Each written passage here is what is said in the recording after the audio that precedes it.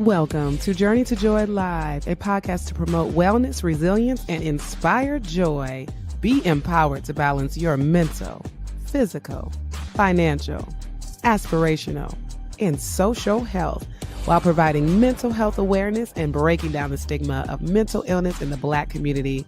I'm your host, Dr. Int Joy, and I'm here to help you transform life's challenges into opportunities for joy. Let's begin the journey together. Hello. We are in episode 97, Mom Brain or ADHD. Let's talk about it. And I have two special guests today on Journey to Joy Live, and that is Dr. Shauna Pollard, licensed psychologist and ADHD coach, and someone who is definitely not new to the podcast, Jessica V. Taylor, licensed social worker and founder of Therapy for Black Women, as well as my BFF. You were on episode 4 and episode 15 or 16 in DR at one point. So thank you for returning. Hello, ladies. Hello. Hi. All right. Well, Dr. P, how about you go first, telling the guests more about who you are and what you do? Yeah, so I'm a psychologist in Atlanta. I run my private practice where I specialize in adults who give and give and give till they run out. Ooh. And then they need help getting it back together. I also work with folks who have ADHD. I do, in true ADHD fashion, I do like 8 things in my practice. I work with BIPOC clinicians with ADHD. I host a group where we work on documentation. I'm sure you guys understand that, and create community. I run notes and networking events for folks who have fallen behind on notes and want to connect. I speak to organizations about mental health and neurodiversity. And we'll just stop there, and you'll find because you do a whole lot more. Yeah, when you check out the website. Gotcha. Jessica, go ahead and introduce yourself. Hello, I'm Jessica Taylor. I am the founder of Therapy for Black Women. You can find us at therapyforblackwomen.com. It's a practice that obviously specializes in care for Black women. We're 100% online. We're in the DMV, DC, Maryland, Virginia. It's myself and 6 other wonderful ladies and who are licensed in various states, but you can find all that out on the website. And I specialize in anxiety, perinatal mental health, ADHD, co-parenting, transition, like relationship transitions, that kind of thing as well. Yeah, and I'm super excited to be here. Yay, I'm excited to have you. And it's Mental Health Awareness Month.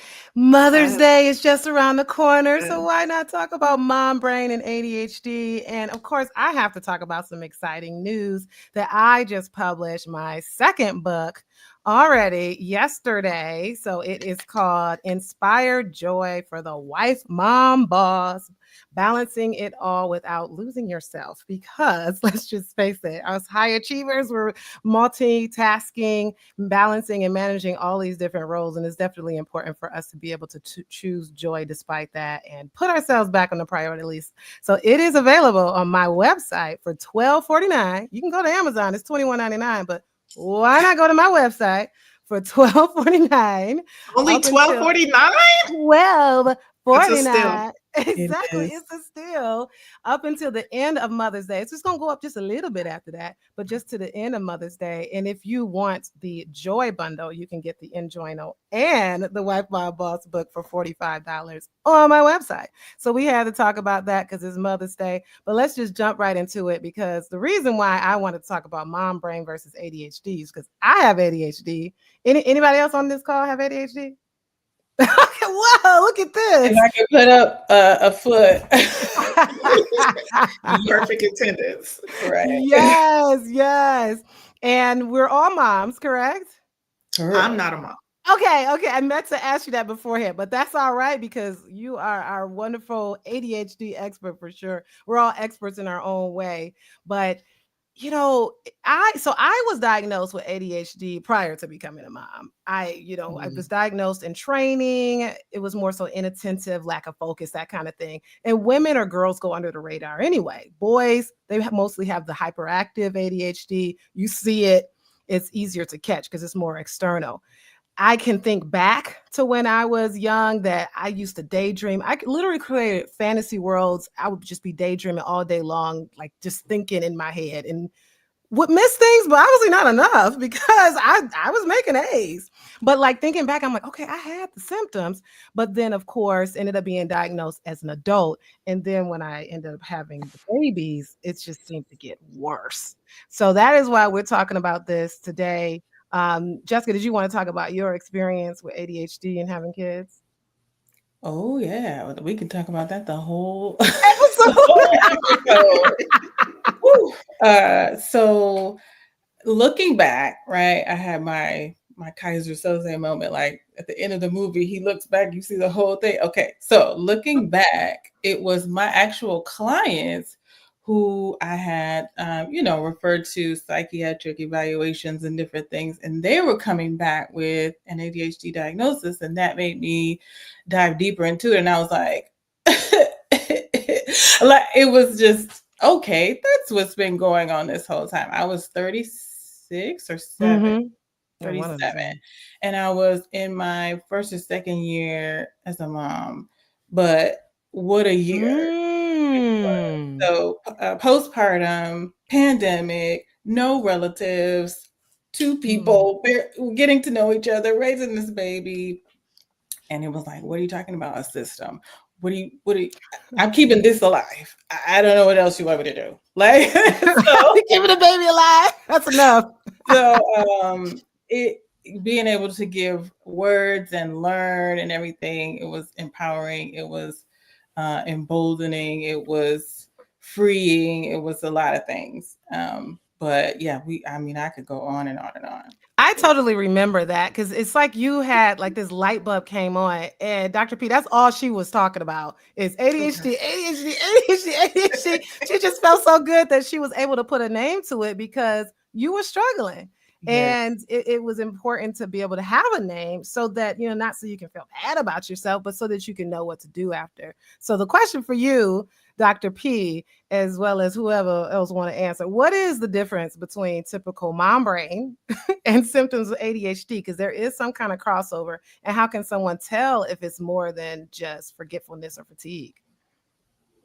Yeah, I'll start, but I think you guys are going to have the better answers. What I would imagine is the difference, because what I realize is I don't see a lot of moms where I see them pre and post. So I either see moms who already have been diagnosed with ADHD, and by the time they come in, things are in chaos and they're trying to get back on track. Or I see moms who have diagnoses and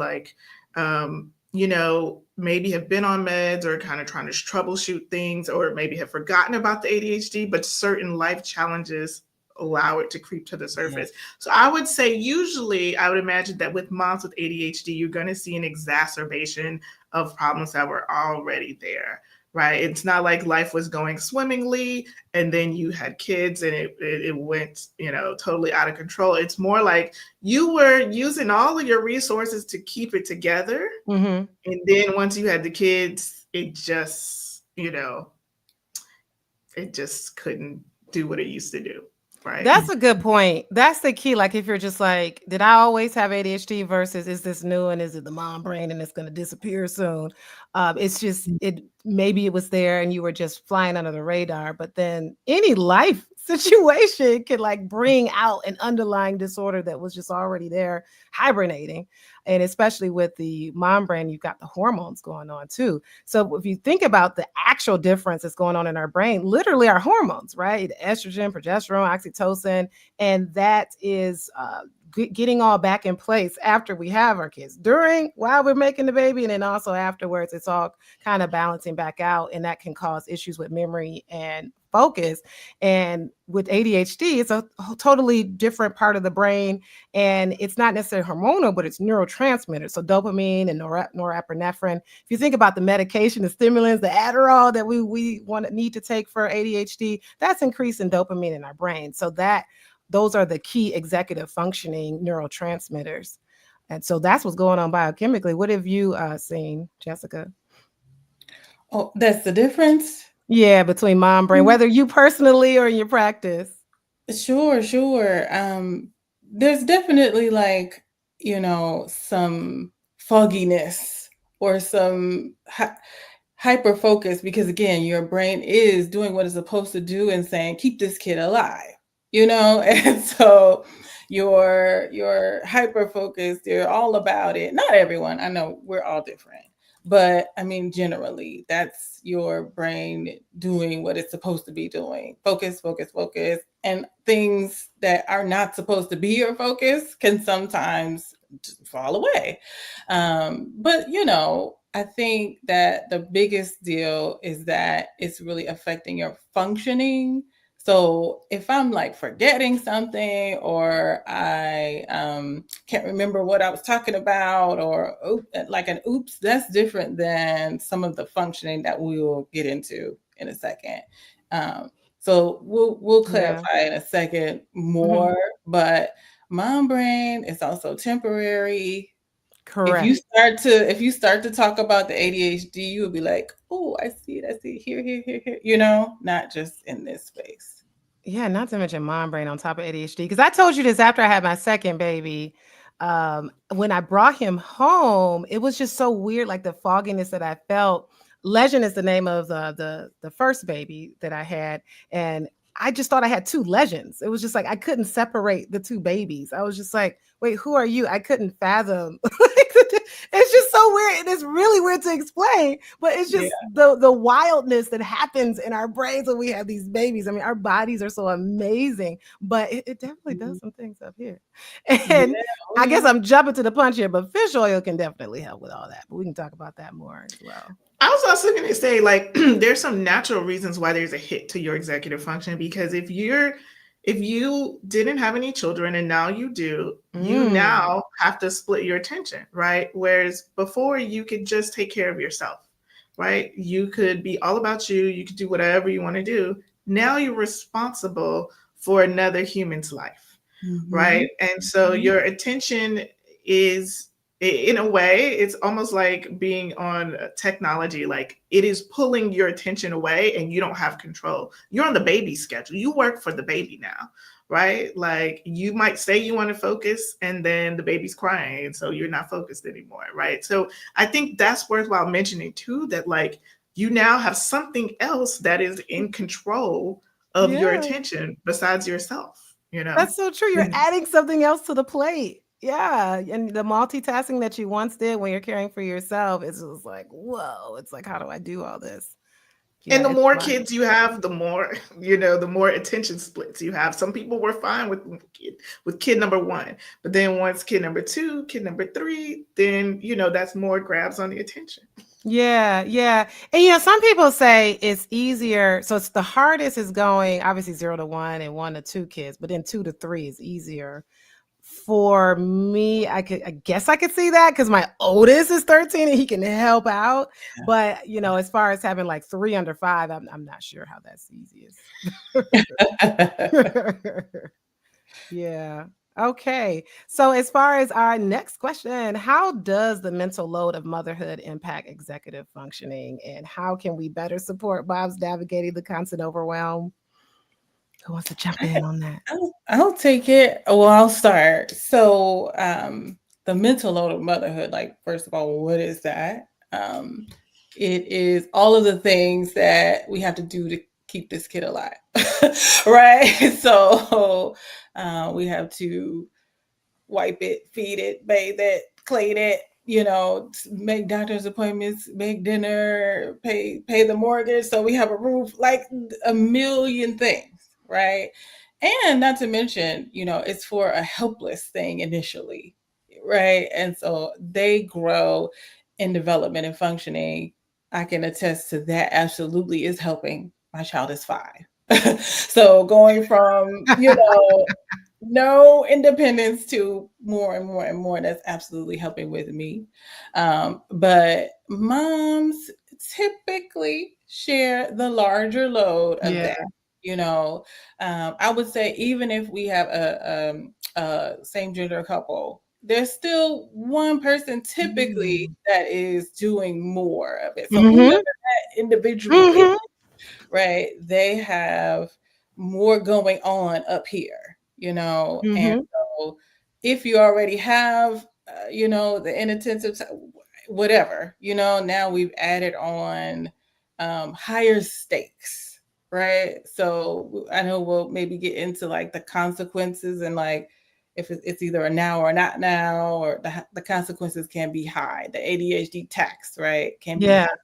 When it's this kid, it's like, it can be overwhelming. It can feel like you're failing. It can feel Yeah. like you're if you're not doing this and this right. Mm-hmm. Before it was like, who maybe my partner sees my ADHD showing up, but it's not so. But now that this other little person is here, Not so to mention that both of y'all had ADHD, and that's the case in my marriage as well as for you. I'm not to call y'all out too, but yeah. yeah, so it can look like a lot of things. Like the house is cluttered, the dinner is chicken nuggets 5 nights in a row. Because you have decision fatigue. I don't know. I Ooh, I mean, like that decision fatigue. Well, I don't like it, but I like the terminology behind that. yeah, It's real. yeah. Mm.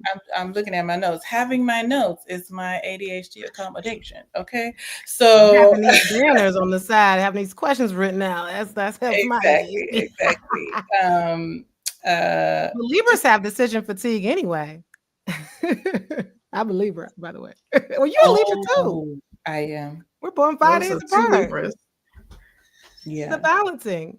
And ADHDers interrupt. I've interrupted you twice now. Go ahead.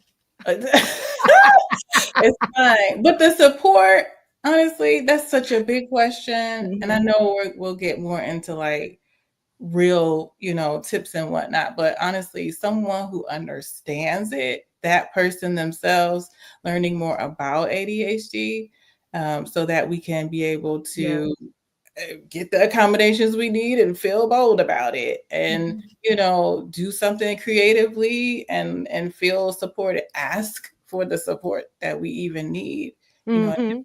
in different spaces. Yeah. Now, as an ADHD coach, Dr. P, when someone comes in, whether they're a mom or not, what is it that you tell them? What kind of assessments do you do to get them through the process of figuring out if they have it or not? Yeah, so I mostly stay in the therapy realm. So I don't do formal assessments. So I always tell people if you need to know because somebody needs a report, then you will need to work with someone who does formalized assessments, where those will take, 6 to 12 hours, maybe multiple days of time to get feedback. I deal in the realm of executive functioning. So I always tell people, I don't care what your diagnosis is. I don't care if you have ADHD or not, because what we know is that executive function shows up across the board in multiple diagnoses, whether it's depression, schizophrenia, dementia. So whatever you bring in the door, we're going to support you with it. So one of the things I give folks is an executive function questionnaire, which comes from the book Smart But Scattered. It's available everywhere online. And the thing I will tell people is if you have ADHD, when I give you the book, you will never finish it, because that seems to be the trend. No one ever finishes. Can't finish it. So Not interesting I enough. the way that it's laid out, it has it's not that it's not interesting, but it has actionable tasks that you need to do. So you actually need to do the stuff to get the benefit from it, and most people aren't going to be able to do that by themselves. And so I give the questionnaire Right. that kind of helps us think about what levels of challenges you're having with executive function. Is it getting organized? Is it like impulsivity, being able to like close the fridge and stay out of it when you need to, or ordering things on Amazon, right? So then once we assess what areas you're having, then we kind of target those areas. And I do a lot of like bringing an issue and let's tackle it, right? And let's see what's going on. Let's give you skills. Let's give you resources to help you get where you need to go. So, what I tell people is like, come in, let's work on your executive functioning, and then let's figure out what are your instincts about what you need to support yourself. So I have some clients who know, like, I definitely want to take meds, help me take meds. I tell you, whether I tell you have ADHD or not, that really is not going to determine anything about you getting meds, because I don't prescribe medication. Yeah. You'll need to go to psychiatry, you'll need to go to a nurse practitioner. And so if folks are like, I think I need a med, I think I need support that way, then I'll sort of help people find referrals. So I have the SciPack, so I can see people in like 42 states. So if they're in Atlanta or like the Maryland, DC area, I usually have some good ones already on deck. But if they are in other states, then we sort of will go the traditional, like search the web and see what's out there approaches. And so if you feel like you want to try practicing skills, then we do that. And some people see a lot of benefit from that, and like things like mindfulness or changing the environment or learning like a skill. Like sometimes people want to be better at cleaning, but that's not intuitive. And so we talk about maybe you need an organizer, and maybe you need, to go and get someone to show you the ropes of how to do it. And so I sort of stay in the lane of like, if you need a firm assessment, then let's get you to find someone who can do that for you. If you just need some skills to get you started and get you moving, we can do that. And we don't need to really know if it's formally ADHD or not. And then as time goes on, people usually will pick, they'll be like, yeah, I'm trying some things, but I think I'm ready for meds. I think I want to try that. Or I think I want to work on something else. Because what I see is ADHD never travels alone. It always travels with other diagnoses, depression, anxiety, trauma. And we don't even want to go down the road of thinking about like all of the things that like overlap with executive function symptoms. And so I tell people, as a therapist, I can't really help you sort out all of those things. We can kind of give you some ideas or some areas for like where to go. And you don't have to call it ADHD if you want, but the core of it is you're having trouble focusing, concentrating, and we can work through that. Yeah, I mean, that's the thing. If you're having the executive functioning, planning, organizing, forgetfulness, those issues, it's kind of like skills and therapy and the coaching, the diagnosis really doesn't matter. And I try to promote that anyway. As far as medication, I don't want to just throw a medication at you. I'm just like, some people just like, look, just give me the med and that's it. I'm like, because some people have been trying, they've been working on the skills that, try. Correct. For those of us, but if it's your first go-to, because it's not, a lot of people think it's a one-to-one. They think you get a med and you're instantly better. It's not that straightforward. And sometimes it's trial and error. So I'll be quiet. I can soapbox. I'm going to be quiet. No, it's okay. Yeah, you have to do the skills with the med no matter what. Jessica, were you going to say something? I can say anything. Pills don't build skills. Someone told me before, right? So I was just telling that to a client today, which actually gave her some hope, because it's like, you've just started that, but we still have this other work to do. And there's hope, because ADHD can feel very much like, I've had all these consequences. I have all this shame. I have all this internalized ableism, which is, I always give people the example of like, if you had surgery on your foot and you have a boot and you're supposed to be using your crutches, and I just keep watching you tumble down the stairs and you just keep saying, no, I'm supposed to be able to do it without what are you doing? Like what we would never, it's like there's support.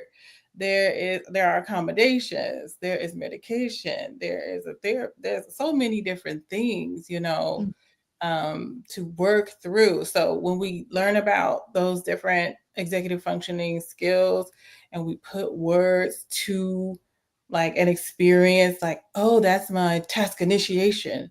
Oh, that's me struggling with task completion, then, oh, that's my struggle with prioritization or organization. It's like, oh, it's this thing, and not just me being forgetful, me being lazy, me being dumb, me being, Right. the Not the things that laziness. we have said to ourselves or people have said to us. So yeah, I love that, the hope that comes along with what Dr. Pollard is saying, like putting words to it. And it doesn't matter. I say the same thing. It does not matter what words we call it. Let's just work on what we're working on here.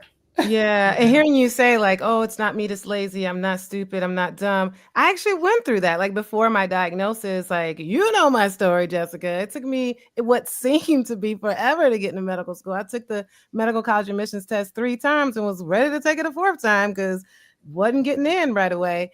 And I'm just like, well, what's going on? Why isn't it sticking? It's because I had the ADHD. And I literally at one point said to myself, I'm just too stupid for med school. Clearly that's not the case. But once, you figure out, okay, there's this thing behind this. This is why, and you stop comparing yourself to other people and you just pick up the strategies and the skills and what you need to do. I mean, in med school, like my studying strategy was amazing. Like everybody looked for Nina's organized charts of the diseases every week. Like, when's she gonna send out them charts? Because that's how I learned, and I realized other people learn well like that as well. So, yeah, once you figure it out, it can be success. So we were starting I talking. wanted to add one more thing. I like what Jessica said about the labels, because I think the labels do help people. And I like what you said about accommodations. And what it made me think about is that you can get accommodations for school and work, but how come there are no accommodations for moms? Ooh. Like, or there's no list. Or just for life. If you're just an adult and you just need a personal, yes. Yeah. Well, the same with the question of you have to do driver's training to operate a car, but there's no parent training to, oh my God, raise somebody for, I was going to say 18 years, but basically you're a parent forever, so it's wild. Yes. Yeah. Moment of silence. Okay, so we started talking about some strategies. So let's get into some realistic strategies. If somebody was watching it, like, okay, we get it. What can I take away today? Not just like our random clinical advice, but what can busy moms with ADHD or attentional struggles can use to stay organized and sane? Yeah, I like that you put insane, because that's so fun. It's a part of it. I'll shoot. Again, my notes. I have so many. We could just, as Nina said, I could just talk about it all day. Okay, so it depends on what we're talking about. Oh, look at the comments. It depends on what we're talking about, but for sure, to stay sane is get the support. Like, realize that you are sane and you've been struggling, you've been pushing boulders up hills blindfolded, right? Like, if you haven't had the proper accommodations and the proper knowledge of like what you're working with, so that's a big part of it. But like super practical things, technology is my friend. So I use about 1 million different reminders, and I even have like rules for my reminders. So if it is a reminder to take out the trash, I will hit snooze until I am taking out the trash. That's just one. Okay. I don't play myself. Do not play myself, because if I hit stop, you're gonna forget. Right. That's just one small little, tons of reminders. So I'm very deeply in alignment with the fact that if you're speaking to me about things that require follow-up, now I'm really practiced that. When do you need that by?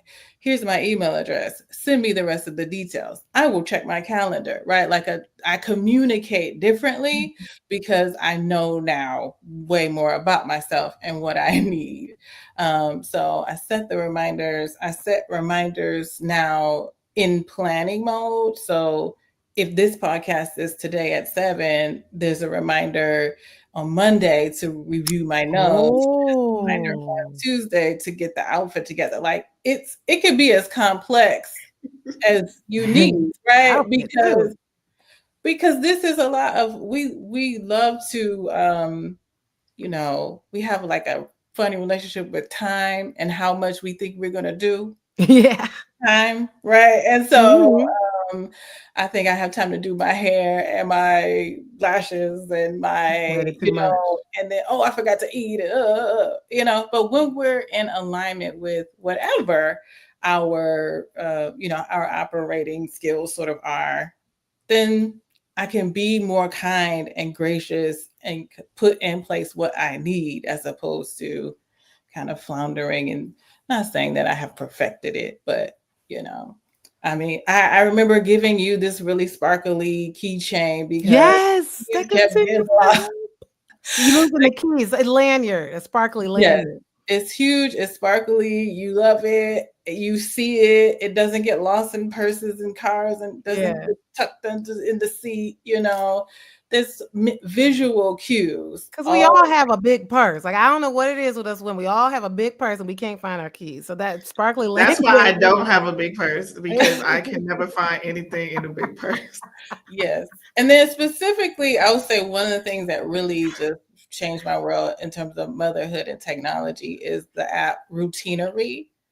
It is really awesome. And my kid, who probably has ADHD because both of me and myself and her dad have it, she loves the visual cues of this is what's next. This The is when I house hit the felt. button. You get a little, oh, done. We love checking things off of a list, right? Yes. And so it's giving us, and even her, she has learned now her nighttime routine, but I use said Routinery app for 4 p.m. when I'm done seeing clients. It goes, turn your music on, review your case notes one last time, start dinner. Like, whatever it is, it helps me because we just know that if we don't have it, we'll just, oh, it's 8:30 and we haven't Exactly. eaten. Another thing that's helped me recently, we were talking about the purses, a clear purse, because I went to an event that required me to take a small clear purse. Yeah. And the whole following week, I continued, usually you switch back to your regular purse. I continued to use a clear purse. I was like, this is nice. First of all, it's smaller, so I wasn't losing stuff. And I really wasn't losing stuff because I could just see everything in it. Yeah.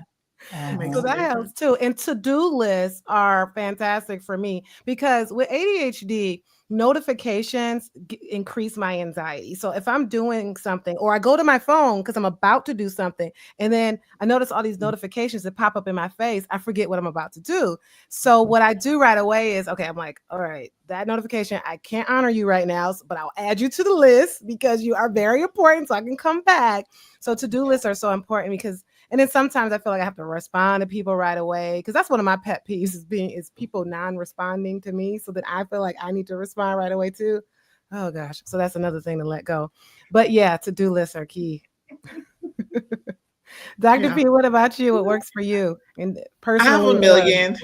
I have a Mhm. whole, so, and as you guys were talking, I have an executive function resource list that I made in the last year. It has 9 pages worth of resources on it because Whoa. I realized I can't keep it all in my head. And so it's better for me to export it to paper. So I would say that's one of the tools. Write things down. That way you don't have to store it in your mind. It goes somewhere else. Or to-do list. I use Google Keep sometimes, which a lot of people don't know about, but it's free in the Google ecosystem, and it lets you make lists with check boxes. And I like it because when you check things off, they disappear, but they can come back. I also use this app called Sansama. It's paid, it's not free, but I keep everything there. And it's probably similar to like a baby version of like a Notion or one of those like Taskmaster systems that people use. Right. But it works the way my brain works, where I can just kind of store things and it can disappear or come back. And I use snooze for emails. So if an email comes in, I want to look at it later, I snooze it. And I'll be like, I'll look at that next Wednesday at 8 a.m. Oh. I use schedule send. So if Yes, I'm up I do schedule at send. Yes. 10 p.m. and I don't want to do the back and forth, you'll get a schedule Yeah. send. I even change the time so that it's not like 8 a.m. It's like Yeah. 7:53. I love the schedule send, but snoozing emails. Is that Yeah, something Google Gmail. does? It's a Gmail function. Yeah, yeah. It's a little. It looks like a I little need clock that. icon. You could just snooze it to come back because you're like, not right now. I don't want to deal with this right now. And And then you it'll come snooze back as it a new email. to when you want it to email. Yeah, and it's still technically Oh. there in your archives. I think it Yeah. just changes from read to unread, then read again is probably what it's doing. I will say cooking is the one of the biggest struggles for ADHDers. And then back to the point that I thought about while you guys were talking, ask for help. That's one of the hacks. Ask for help. Let people help you. When you become a mom, that means you need to let go of like being shy about asking for help. And when people offer to help you, say thank you and take the help. And especially if they're trusted, safe people, and let people bring you food or, come up with a list of ways that people can help you. So when they ask, you don't have to sit there with mom brain and be like, I don't know where to start. You can be like, actually, I need help with laundry. I need some meal prep. I need, this, I need that. I need somebody to put an order in for me on Costco. I know what I want. I just can't sit down and, do it. So keep a needs list of what you need help with. And so that way, when people ask you, you can have specific answers. I'm going to say batch cook if you can. Keep things that are frozen that But you what can. if my kids don't like meal preps and leftovers and all of that, Dr. P? So I do semi-homemade meal prep. So I will buy like a big. So I don't meal prep whole meals. I will meal prep like meat. So I'll say I buy a big thing of chicken. I'll break it into day of things, and so I'll cook the meat. I'll still cook it fresh the day of. Yeah, so they don't know, or I'll say like meal prep sides, right? So everybody who knows me knows that I'm a fan of Trader Joe's rice, because it's probably not the cheapest option for sure, but it's microwavable. It's 3 minutes. They're like single size packs, and so you can go from zero real quick. So, and it doesn't have to be Trader Joe's. I just like it because it breaks it into the 3 packs or whatever. But you get frozen rice from everywhere. So you can do things like have frozen rice, frozen meats, frozen vegetables, or canned things. And then you can do a semi-homemade meal where you don't necessarily have to make it from scratch. If your kids are like particular and they're like, I want it fresh. So you're like, okay, we'll make this part of it, I don't know. Can I throw a few more in there? Right. Yeah, just thinking about sort of some of my journey, being particular with days that I'm going to do certain things as opposed to letting every day feel overwhelming. So, for example, doing some batch cooking and then planning to not be cooking on certain days. Okay, so that it's not a guilt thing or it's in the budget, it's in the plan. Maybe even like a delight as opposed to feeling like so much shame or guilt about it. Laundry, if your household allows, letting it not be a laundry day some days, as opposed to every day you're staring at the pile and you're feeling guilty because you haven't put the clothes away. You're right. Like, it's not my original ADHD coach. That's what we worked on. Like, it's not Thursday. It's fine. Right. It's actually good. It's fine. The clothes are there like they're supposed to be, and that also allows for, I know the age of your kid varies, but like I can sit there and watch Bluey and be fine. I don't feel pulled. I feel very present. I'm like, I've worked through that plan. I also do an hour of planning every week where on the week before, and I'm looking ahead and I'm like, okay, luteal phase, kids got a field trip, mom's coming in town. All right, we didn't even talk about that.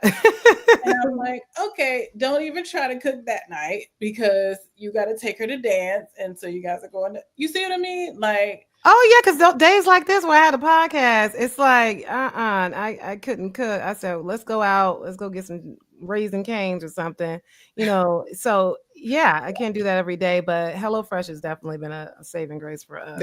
That's a hack. Okay.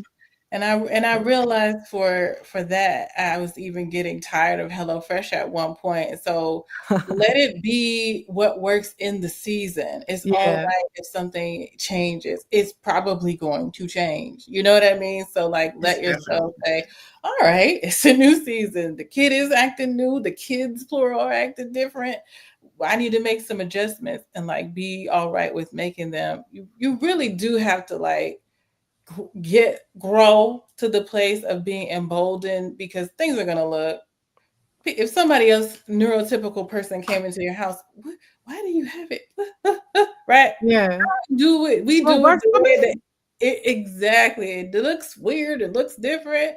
It works for us, you know? Organized chaos, because I know my sister, she likes stuff to be like organized a certain way. I'm like, if I want to throw that picture on the wall crooked, that's just the way I'm gonna do it. If I have a toy on the floor, that's just fine. I don't like trash on the floor. That gets on my nerves. But toys everywhere, that's fine. It's a difference to me. So some people, they need it completely clean. So whatever works. All right. Well, oh my goodness. So we're already at the 40-minute mark. I mean, I try not to go over 40 minutes, but we have so much more that we can talk about for sure. Um, but let's go through Dr. P. What's your personal journey to joy been like, whether it's about ADHD or not? Yeah, I think it's about honoring the creative. I feel like for folks who work hard and are passionate about what they do, sometimes you put other people first and you forget to do what really lights you up. So I feel like, coming back to creativity and doing things that make me laugh and smile and be silly, those are like really important. And I feel like, I think it's just accepting the ADHD is like, it is what it is. And it's not anything like terrible. It's just that my brain works differently from other people, and that turns out to be wonderful. And sometimes, and for other people, Yeah, sometimes it can be problematic. So you got to take the good with the bad. So exactly. Do you? How about you, Jessica? I'll stay in the realm of ADHD a bit because the journey has been definitely a journey. But um, reading, following accounts that are affirming, following accounts that are funny have definitely added to the levity. Um, Embracing it as opposed to like oh look, my brain is more creative. There are benefits, there are superpowers, some people say, to it, to finding joy in it, and having fun with finding out someone else has it, and now you guys can talk all about that. Bond. Right, laugh at yourself, for sure, because the tax is real, and sometimes it's consequential. I can tell you by the time I ended up in court, okay, because of a debit card that got canceled and right? Okay. mm, Oh, yeah. But like when you grow, exactly, The right? finances. Yeah.